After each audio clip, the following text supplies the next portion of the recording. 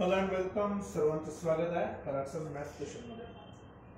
तर आपला टॉपिक सुरू आहे आता स्ट्रेट लाईन. आतापर्यंत आपण coordinate geometry, locus of points related गोष्टी बघितल्या. आता आपण ॲक्च्युअल लोकस यूज करू एका डायग्रामवर. पहिली जी आपली डायग्राम आहे किंवा जॉमेट्रिकल कन्स्ट्रक्शन आहे किंवा फिगर आहे जे म्हणतात ते काय straight line. So straight line कशाला म्हणायचं आणि डेफिनेशन थोडी अजीब आहे, आपण लिहून घेऊ. That it is a locus. आता ऑब्वियस आहे कुठली जॉमेट्रिकल डायग्राम कशामुळे बनते, लोकस मुळे बनते. मग आपण त्याला काय म्हणणार आहे, it is a locus of points. एका पॉइंटचा लोकस आहे, पॉइंट्स नाही, एका पॉइंटचा लोकस आहे आणि त्याची काय असली पाहिजे प्रॉपर्टी, सच दॅट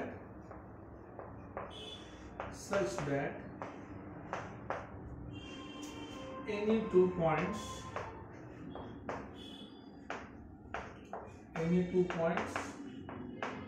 शब्द महत्वाचा आहे. एनी टू कुठले पण points lie on same segment.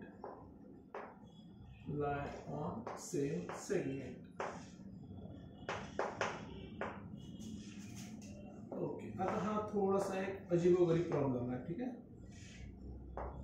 काय प्रॉब्लेम आहे डेफिनेशन मध्ये, प्रॉब्लेम म्हणण्यापेक्षा काय कन्फ्युजन डेफिनेशन मध्ये की एक स्ट्रेट लाईनला डिफाइन करण्यासाठी आपण लाईन शब्द यूज केलेला आहे. स्ट्रेट लाईनला डिफाइन करायसाठी आपण काय यूज करणार, लाईन सेगमेंट. तर ठीक आहे, काही मोठी गोष्ट नाही. पण जर ऍक्च्युअल सांगायचं म्हटलं तर कसं बनते की एक स्ट्रेट लाईन आहे किंवा एक लाईन सेगमेंट आहे. हा एक लाईन सेगमेंट आहे, आता हेच यूज करणार आहे आपण. हे एक लाईन सेगमेंट आहे, राईट.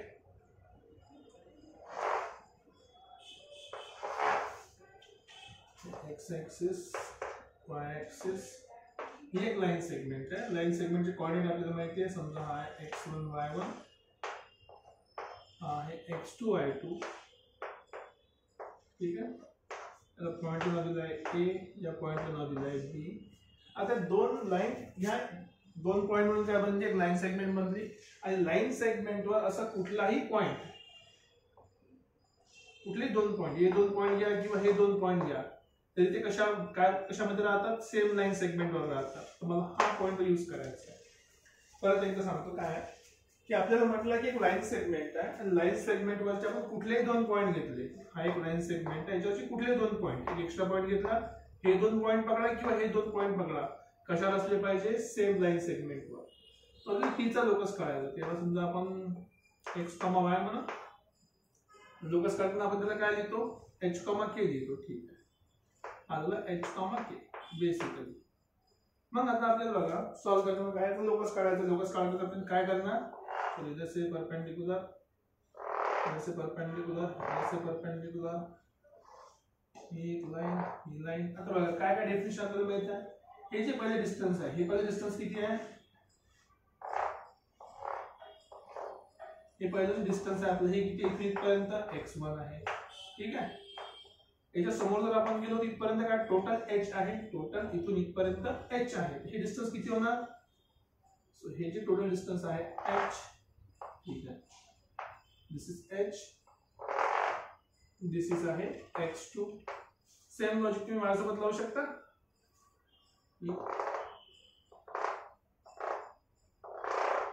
ठीक आहे, हे एवढं डिस्टन्स आहे आपलं फक्त x y1. थोडं समोर गेलो तेवढं डिस्टन्स काय होणार आहे, k होणार आहे. आणखी थोडं समोर गेलो तेवढं डिस्टन्स किती होणार आहे, y2. ओके, आता डायग्राम एकदाच काढली आहे. खूप साऱ्या गोष्टी मी मेन्शन करतो कारण की आपण वेगवेगळ्या लॉजिकने आपण इक्वेशन ऑफ लाईन काढणार आहे. समजा आता पहिलं लॉजिक काय आपलं, की पहिल्या लॉजिक मध्ये आपण डेफिनेशन काय वापरणार आहे की lie on the same segment. हा सेम सेगमेंट आहे, हा काय सेम सेगमेंट. आता सेम सेगमेंटमध्ये तुम्ही काय करू शकता बघा, मी ते डिटेलमध्ये एक्सप्लेन करत नाही पण तुम्हाला लॉजिक सांगतो. एक लाईन सेगमेंट करण्यासाठी तीन कंडिशन असतात आपल्याकडे. तीन पैकी आपण कुठली यूज करू शकतो. एक पहिली कंडिशन जी आपण यूज करणार आहे की distance AP plus distance PB is equal to distance AB. हे तुम्ही कंडिशन यूज करू शकता इक्वेशन ऑफ लाईन काढण्यासाठी. ठीक आहे, पण मी हे यूज करणार नाही. काय यूज करणार नाही, कारण की स्क्वेअर करा, स्क्वेअर रूट काढा, एक्सेट्रा खूप सारे काम आहे, ते नाही यूज करणार. सेकंड कंडिशन काय म्हटलंय, सेकंड जी डेफिनेशन आपण यूज करणार आहे त्यातली नंबर पहिली आहे that locus of a point has same inclination. आता या इन्क्लिनेशन शब्द 3-4 प्रकारे मॅथ्स मध्ये यूज केला जाते, ते लक्षात ठेवायचं.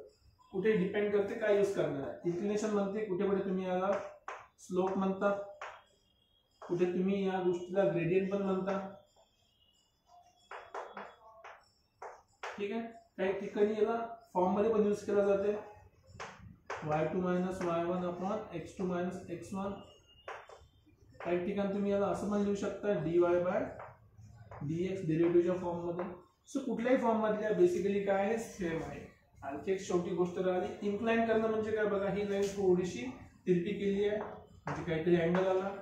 हा थिटा पण काय त्याचा इन्क्लिनेशन आहे, पण फक्त आपण अँगल मेजर नाही करत, सोबत सोबत आपण काय लिहितो, नथिंग बट टॅन थिटा. ह्या सगळ्या व्हॅल्यू एकाच याच्या आहे, एकाच गोष्टीच्या व्हॅल्यू आहे.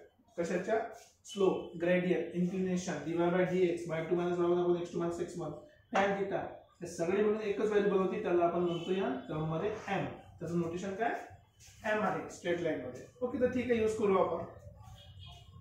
आणि सेकंड गोष्ट आहे, एक तर पहिला आपण म्हणून हे याच्यामध्ये 2 पार्ट बनतात. एक तर तुम्ही यूज करू शकता की slope equals to tan theta use करू शकता, same slope. Slope equal to तुम्ही टॅन थिटा यूज करू शकता, किंवा तुम्ही स्लोप इक्वल्स टू यूज करू शकता m, किंवा तुम्ही स्लोप इक्वल्स टू यूज करू शकता y2 minus y1 upon x2 minus x1. Depending on any of this parameter तुम्ही काय करू शकता, इक्वेशन ऑफ लाईन बनवू शकता. बनवू शकता इक्वेशन ऑफ लाईन. तर काही डिफिकल्ट काम नाही आहे. जर सगळ्यात पहिला आपण काम करू, जनरल फॉर्म लिहिण्यासाठी आपण काय करू, पहिले फॉर्म्स. आता त्या स्ट्रेट लाईन मध्ये तुम्ही जर सांगितलं की वेगवेगळ्या कंडिशन नुसार तुम्ही इक्वेशन बनवू शकता का, आपण ऑब्वियसली इक्वेशन बनवून काय राहणार आहे वेगवेगळे. उदाहरणार्थ त्याला आपण जनरली काय म्हणतो, these are forms of equation of straight line.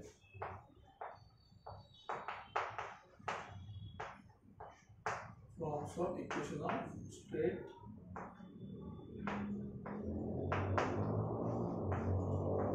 Line. Okay, कुठला फॉर्म, सगळ्यात पहिला फॉर्मला आपण नाव देऊ, चला कोणता घ्यायचा, तर हा फॉर्म घेऊ. इथे काय 2 पॉइंट आहे, इथे काय 2 आहे, 2 पॉइंट फॉर्म. पहिला आहे 2 पॉइंट दिले असेल तर 2 पॉइंट. आता एक सिंपल सी गोष्ट लक्षात ठेवायची, एक स्ट्रेट लाईनचं इक्वेशन बनवण्यासाठी, स्ट्रेट लाईन काय लिनियर आहे, लिनियर म्हणजे इक्वेशनचा पॉवर असते 1.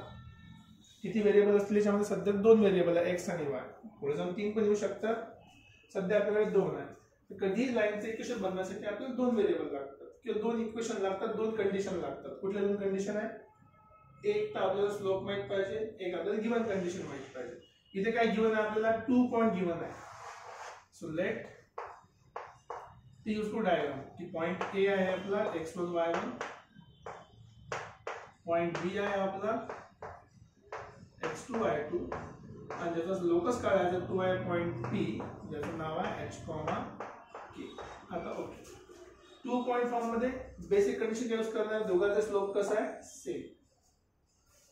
कुठल्याही स्ट्रेट लाईन साठी सगळ्यात सेम काय असतं, सेम स्लोप असतो. सेम स्लोप असेल, देअरफॉर आपण काय म्हणू शकतो की स्लोप ऑफ कुठला पण घ्या डायग्राम. आता कुठले घेऊ शकतात, तुमची चॉईस आहे. मी काय चूज करतो की एक अननोन एक नोन. जसं हा अननोन आहे आणि हे 2 पॉइंट नोन आहे, तुम्ही काय करणार आहे, slope of A P is equals to slope of A. पण ए पॉइंट पण माहिती आहे, बी पॉइंट पण माहिती आहे. तुम्हाला वाटत असेल तुम्ही दुसरं पण करू शकता, एपी चा स्लोप इक्वल्स टू पीबी चा स्लोप, किंवा पीबी चा स्लोप इक्वल्स टू एबी चा स्लोप. ऑल द सेम, सगळ्या कंडिशन मध्ये सेम राहणार आहे. चला स्लोपचं इक्वेशन घ्या. एपी चा स्लोप काय असणार आहे, y2 minus y1 upon x2 minus x1. So k minus x1 किती आहे, y1, h minus x1 equals to AB चा slope again y2 minus y1 upon x2 minus x1. जमलं, याला तिकडे घेऊन जा. k minus y1 is equals to, हा एक सिंपल ब्रॅकेट आहे, याला तिकडे ठेवतो, हा तुला y2 minus y1 upon x2 minus x1 into h minus x1. तर सिंपली आपण काय करतो इक्वेशन सॉल्व करण्यासाठी, जर याच्यामध्ये कुठले कॉन्स्टंट आहे कुठले कॉन्स्टंट नाही आहे, x1 y1 आपले गिवन कंडिशन आहे, अननेसेसरी व्हेरिएबल नाही आपल्याकडे, म्हणजे हे आपलं फायनल इक्वेशन. यामध्ये काय रिप्लेस करतो आपण, we will replace h and k. So therefore equation of line y minus y1 equals to, हे आधी लिहितो, हे आधी लिहितो y2 minus y1 upon x2 minus x1 into x minus x1. This is your equation of line in 2 point form. कशा point form मध्ये, 2 point form मध्ये. इथे इम्पॉर्टंट गोष्ट लक्षात ठेवण्यासारखी काय काय, सगळ्यात पहिले x, y is variable point. हे लक्षात ठेवायचं, व्हेरिएबल पॉइंट, कारण की p जो पॉइंट आहे तो आहे आपला h, k साठी. त्याच्याच ठिकाणी आपण xy लिहिला तर xy कुठे राहू शकते, हा जो पॉइंट आहे आपला xy हा कुठे राहू शकते, लाईनच्या वरती कुठे राहू शकते, किंवा तुम्ही एक्सटेंड करा तो पुढे पण राहू शकते, मागे पण राहू शकते, त्यालाच आपण काय म्हणतो, लोकस. सो हा h, k किंवा x, y हे काय व्हेरिएबल पॉइंट आहे. So is a variable point. याचा अर्थ काय, दॅट इट विल सॅटिस्फाय, हे लक्षात कसं मी सांगितलं आहे लोकसच्या वेळेस, it will satisfy the given equation of line. या लाइनच्या इक्वेशन मध्ये तुम्ही व्हॅल्यू पुट करा, तुम्हाला काय मिळणार आहे, आन्सर मिळणार. Left hand side equals to right hand side. हा आपला सगळ्यात पहिला फॉर्म आहे. कुठला form, 2 point form of a straight line. एकदम सिंपल सा लॉजिक आहे, 2 point form of a straight line. जर पण आणखी काही एक्स्ट्रा काम करायचं तुम्ही डिस्टन्स फॉर्म्युला यूज करू शकता. मला त्याच्यामध्ये काही इंटरेस्ट नाही, डिस्टन्स फॉर्म्युला अननेसेसरी बल्कि काम होते. सो पहिला फॉर्म आहे 2 point form of equation of straight line, ज्याच्यामध्ये आपण कंडिशन काय यूज केली आहे की आपले 2 पॉइंट गिवन आहे म्हणून. ठीक आहे, ओके, 2 पॉइंट गिवन आहे म्हणून.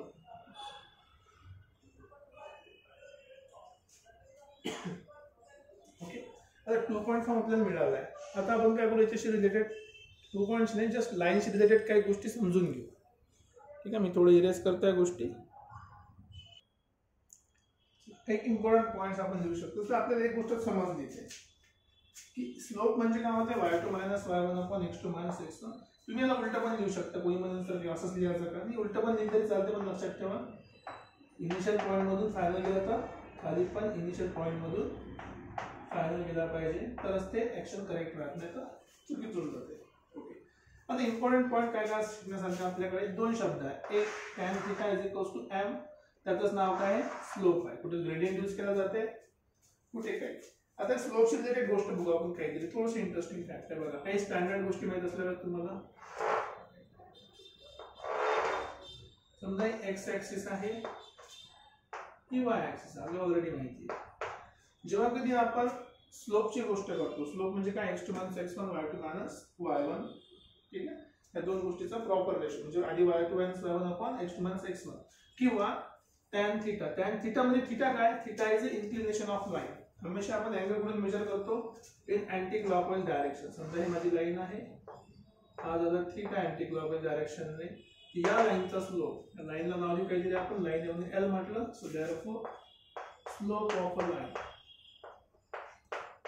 Slope of line L is equals to tan θ, त्याला म्हणतो आपण m इक्वल्स टू tan θ. पहिली केस. सेकंड केस, आता हे अँगल आहे, समजा तर अँगल कुठून मेजर करतो आपण, x ऍक्सिस पासून. मग ही अँगल जर आपण स्टार्ट केलं x पासूनच डायरेक्ट, तर दोघांमध्ये अँगल सध्या किती आहे, याला आपण सध्या 0 पासून स्टार्ट केलं, दोघांमध्ये अँगल किती आहे, 0 डिग्री. सो देयरफॉर पहिली case slope of x axis, slope of x axis, condition लिहून टाकायची, m इज इक्वल्स टू 0. का बरं 0 आधी लिहून टाकतो, m equals to tan 0 degree किंवा 0 radian which is equals to 0. का बरं 0 आहे, सिन्स θ इज इक्वल्स टू 0. θ किती आहे, 0 आहे म्हणून. सेकंड नंबर 2, तर याला काय थोडंसं अँगल वाढवला मी, अँगल असा इन्क्लाइन केला, हा किती झाला 45 डिग्री, सपोज 45 डिग्री. ठीक आहे, त्याच्याकडे नंतर जाऊ आपण, पण आधी 90 फिरवून घे, 90 डिग्री झाला. So therefore slope of y axis, slope of y axis. परत एम इक्वल टू काय असते tan थीटा 90 डिग्री म्हणजे किती झाला angle π/2 which is also equals to not defined to an infinite slope. ठीक आहे since theta is equals to 90 degree.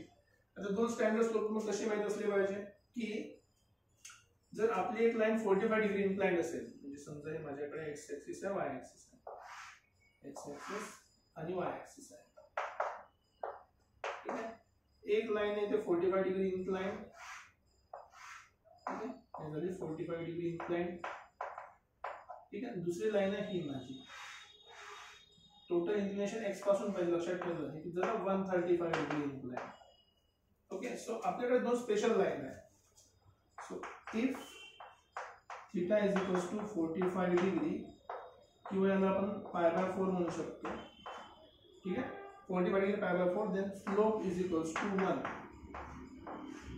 tan 45 किती होते 1 होते ना and if theta is equals to 135 degree or 3π/4 ठीक आहे slope equals to किती झाला -1 ही इम्पॉर्टंट गोष्टी ओके इथे समजलं की नाही आणखी काही गोष्टी आपल्याला समजायच्या काय समजायच्या बघा जर तुम्हाला समजेल काय काय इम्पॉर्टंट पॉईंट हा one of the most important point जो आपल्याला माहित असला पाहिजे कशासाठी डायग्राम ड्रॉ करायसाठी डायग्राम का ड्रॉ करायला लागते कारण चॅप्टरचं नाव आहे कोऑर्डिनेट जॉमेट्री त्या चॅप्टर मध्ये जॉमेट्री शब्द आला होता जॉमेट्री म्हणजे होते डायग्राम पुढे तरी काढा झाला ना ठीक आहे तर काय इम्पॉर्टंट पॉईंट आहे परत ते काढतो मी X axis Y axis X axis आहे ही वाय ऍक्सिस आता बघा इथून इथपर्यंत अँगल आहे आपला 0 पासून 90 डिग्री पर्यंत ठीक आहे 0 पासून 90 डिग्री पर्यंत याच्यामध्ये tan थीटाची व्हॅल्यू काय आहे पॉझिटिव्ह आहे 0 पेक्षा मोठी आहे tan थीटाची व्हॅल्यू पॉझिटिव्ह आहे ना याच्यामध्ये म्हटलं मी इथे नाही या दोघांच्या मध्ये म्हटलं तर जसं तुम्ही समोर जाता 90 पासून 180 पर्यंत इथे शेवटी व्हॅल्यू 0 होते पण इथे काय आहे व्हॅल्यू tan थीटा काय निगेटिव्ह आहे नसं काय वाटतं ट्रिग्नोमेट्री लक्ष ठेवा ट्रिग्नोमेट्री काय होता ऍड शुगर टू कॉफी इथे साइन नाही ऑल पॉझिटिव्ह आहे इथे फक्त साइन पॉझिटिव्ह आहे tan काय असणार आहे निगेटिव्ह मग स्लोप जर पॉझिटिव्ह असेल तर जी काय लाईन पहिल्या क्वाड्रंट मध्ये फिरणार असेल ती काय असणार आहे पॉझिटिव्ह स्लोप वाली जे कोणती लाईन सेकंड क्वाड्रंट मध्ये फिरते ते कशी आहे निगेटिव्ह स्लोप वाली उतरत्या कडेची देयरफॉर इफ जी काय थीटाची व्हॅल्यू आहे theta is in between 0 to π/2 मी दोघांच्या मध्ये घेतोय ठीक आहे then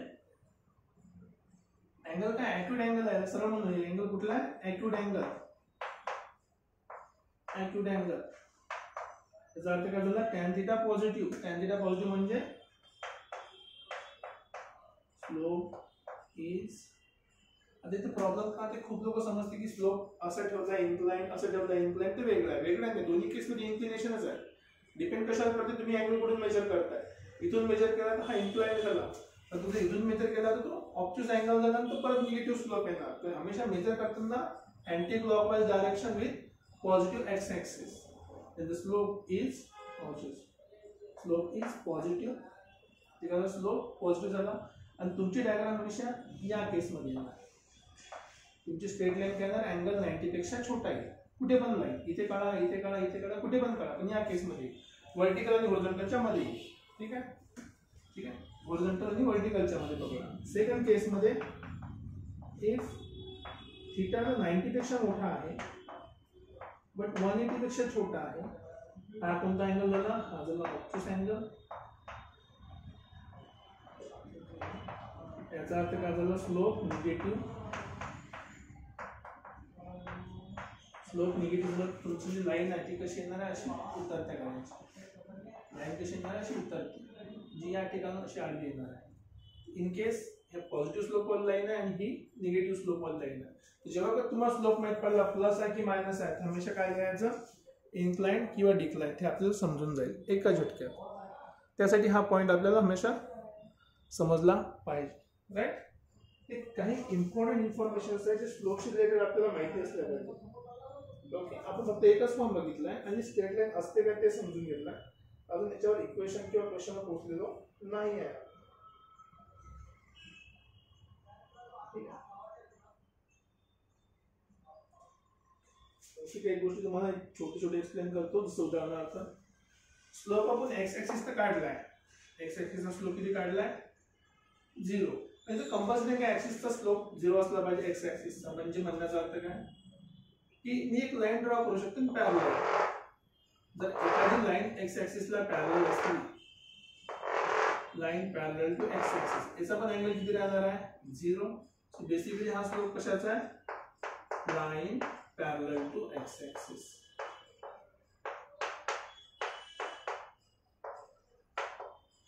x axis including X ऍक्सिसचा पण आहे आणि पॅरलल लाईनचा पण आहे, की दोघांचा अँगल पण किती आहे 0. याला उचलून ठेवा काहीच अँगल नाही, याला उचलून ठेवा काहीच अँगल फरक पडत नाही, 0च अँगल आहे. तेव्हा तिसऱ्या केस की थीटा इज 0. सिम्पलेस्ट वाजवत करू शकतो. जर line parallel to Y axis असेल, तर line parallel to Y axis असेल काय म्हणू शकतो आपण, स्लोप किती आहे इनफायनाइट. त्याला आपण म्हणतो line parallel to Y axis. ठीक आहे, हा वाला केस आहे, हा 45 डिग्री वाला हे केस वेगळी आहे. ओके, दोन गोष्टी समजून घ्या बरोबर. एक, जेव्हा कधी कुठल्याही लाईनचा स्लोप 0 असेल ते एक्स ला पॅरलल आहे. एक्स मधून केव्हा जाईल, जेव्हा एक्स वरचे पॉइंट त्याला सॅटिस्फाय करेल. सॅटिस्फाय करणं काय समजून घेतलं आपण. सेकंड, एखादी लाईन जर तिचा स्लोप इन्फाइनाइट असेल, त्या केसमध्ये ती line parallel to Y axis होणार. वाय ऍक्सिस ओव्हरलॅप करेल की 0 मधून पास होईल, ते डिपेंड करते की इक्वेशनला सॅटिस्फाय करते का आपला पॉइंट 0,0 वायवरचे पॉइंट्स. तेव्हा सांगू शकतो. पण तेव्हापर्यंत आपल्याला हे केस माहित असले पाहिजे की line parallel to X axis काय असते, line parallel to Y axis काय असते. ओळखण्यासाठी काय करायची गरज नाही, स्लोप चेक करायचं. 0 असेल तर parallel to X axis, infinite असेल तर पॅरलल टू वाय ऍक्सिस. +1 असला तो 45 डिग्री इन्क्लाइंड असेल, -1 असेल तर 135 डिग्री इन्क्लाइंड असेल. जर तुमचा स्लोप पॉझिटिव्ह आहे तर तो एक्सच्या पॉझिटिव्ह वायच्या पॉझिटिव्हच्या मध्ये राहणारा तुमचा स्लोप, किंवा जर तुमचा स्लोप -1 असेल तर तो निगेटिव्ह असेल तर तो सेकंड क्वाड्रंट मधून उतरता राहील. सेकंड क्वाड्रंट म्हणण्यापेक्षा वाय आणि निगेटिव्ह साइड ऑफ एक्सच्या याच्यामध्ये जसा अँगल बनेल त्या अँगलने तो तुम्ही स्लोप काढू शकता. एक सिंपल गोष्टी आहे. एखादी पॉइंट आपण इथे पण काढू शकतो की एखादी पॉइंट जर एक्स्ट्रा काढायचा असेल तर तो आहे, समजा अँगल शिकलोच आहे आपण, तर अँगल बिटवीन द लाईन्स काढू शकतो. आणखी सारख्या लाईन असेल तर त्याची कंडिशन काय, डिफरंट लाईन असेल त्याच्या कंडिशन्स काय. तर हे सगळ्या गोष्टी आपण नेक्स्ट मध्ये बघूया. पण त्याच्याआधी आपण एक सिंपलची गोष्ट बघूया. सिंपलची गोष्ट काय, एक फॉर्म तर आपण बघितलाय, ज्या फॉर्म मध्ये आपण काय केलाय, स्लोप इक्वल केलाय. नेक्स्ट फॉर्म मध्ये फक्त आपण काय करू, त्याचा फक्त आपण स्लोप आणि पॉइंट दोन गोष्टी यूज करून त्याचा आपण इक्वेशन ड्रॉ करू. नेक्स्ट केस मध्ये आपण काय करू, आणखी की अँगल दिलेला असेल तर काय करायचं. ठीक आहे, नेक्स्ट आणखी इक्वेशन मध्ये काय करू शकतो आपण, की एखादी लाईन दिली असेल ते इक्वेशन करून दुसरी लाईन कशी तयार करायची, किंवा स्टँडर्ड पॉइंट दिले असेल तर काय करायचं. ओके, तर वेगवेगळे फॉर्म आहे स्ट्रेट लाईनचे, ते आपण हळूहळू बघूया. तर आजचा एवढा टॉपिक छोटासा होता, छोटासा कन्सेप्ट होता, समजला असेल अशी मी आशा करतो. सगळ्यात राईट साईडचा जो पॉईंट लिहिला आहे मी, की स्लोपला किंवा ग्रेडियंटला किंवा इन्क्लिनेशनला किती भाषेमध्ये यूज केलं जातं मॅथमॅटिकल फॉर्ममध्ये, ते तुम्हाला समजलं असेल अशी मी आशा करतो. जर आवडलं असेल तर लाईक करत चला, शेअर करत चला, सबस्क्राईब करत चला. भेटूया परत पुढच्या लेक्चरमध्ये आणखी नवीन फॉर्म्स ऑफ स्ट्रेट लाईन सोबत. Till then take care, bye bye.